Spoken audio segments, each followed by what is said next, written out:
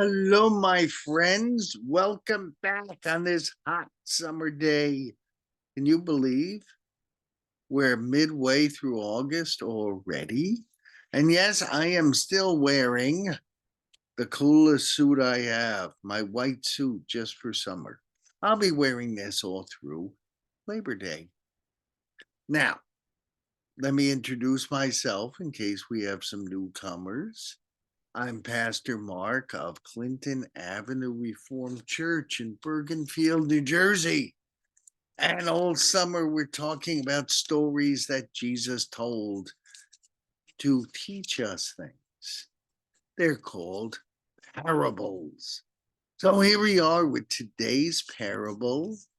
It's all about money, it's all about treasure. Did I get your attention? I certainly hope I did. You ever dream about getting buried treasure? Some pirate buries some treasure or it's sunk in the ocean and you find it. That would be so cool. Well, this story is about a man who had a lot of money. He was taking a trip with it. And so he gathered three of his servants together. And he said, okay, you're in charge of some of my money, and you're in charge of some of my money, and you're in charge of some of my money. When I get back, I want to hear that you have invested my money really well. So to the first person, he said, look, here's $3. You go invest it. The second person, he said, hey, here's $2. You go invest it while I'm gone. The third person, here's $1. You go invest it. Well, the first person said, okay, I work for the boss. I'll do what the boss says. I'll invest it to the best of my ability. And the second person said, I work for the boss. I'll invest it for the boss to the best of my ability. The third person kind of had an attitude. Why should I invest his money? He never works for anything. Why should he get all the benefits of all this investing? He barely works. Plus, I don't like him. He's harsh, he's cruel. What I'm going to do is I'm going to bury my dollar. I'm going to put it right under a rock, just like this treasure here. Does it really do anyone any good sitting in the ocean floor like that? It doesn't do any good. That gold and a treasure could have been invested. More money could have been made. Well, after his trip was over, the master came back. And the master looked at the first person who had the three, right? $3. He said, okay, where's my money? And the man said, look, here's the $3 you gave me. And I made $3 more. So now, master, you've got $6. And the man in charge said, good job. You did really, really well. I'm going to put you in charge of more things. You're going to have more responsibility and more influence.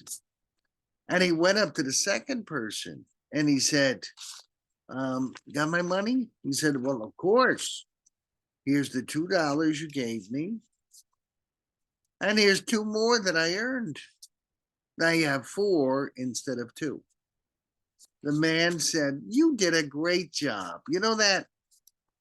Even with a little thing, you earned me a lot of money.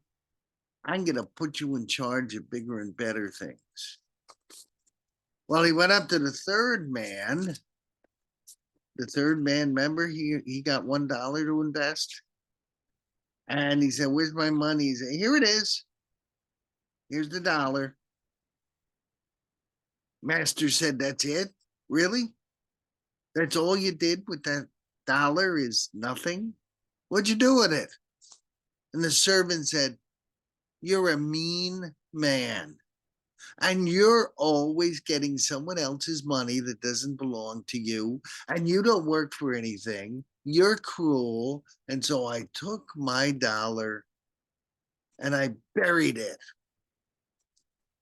And here it is back.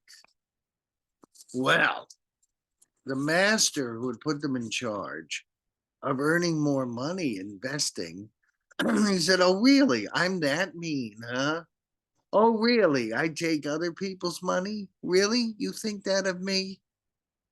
And he grabbed the dollar and gave it to one of the other investors. He said, you, get out of here. You're not working for me anymore. What's that got to do with us? Well, how many blessings has God given us?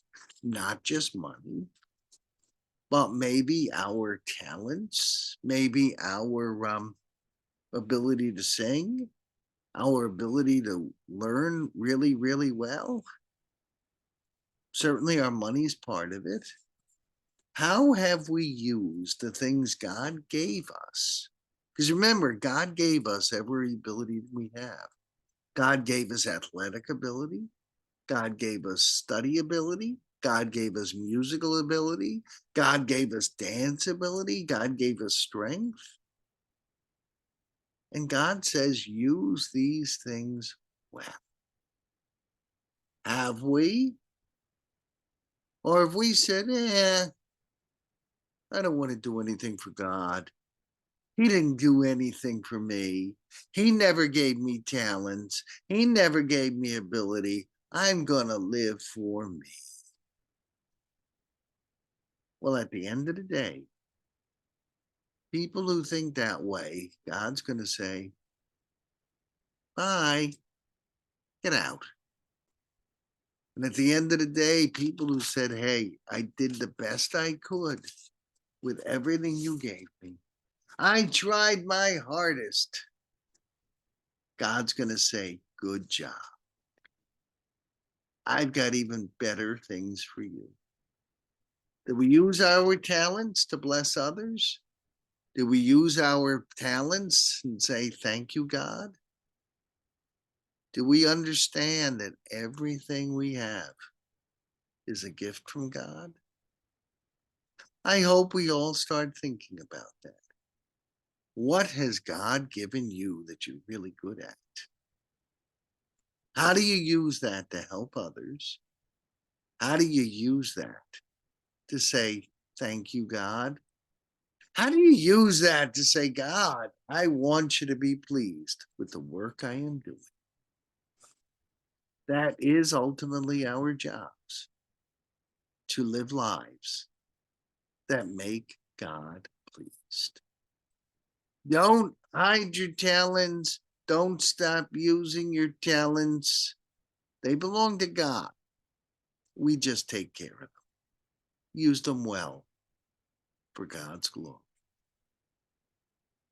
This is Pastor Mark of Clinton Avenue Reformed Church, Bergenfield, New Jersey. Please tell your friends about these stories.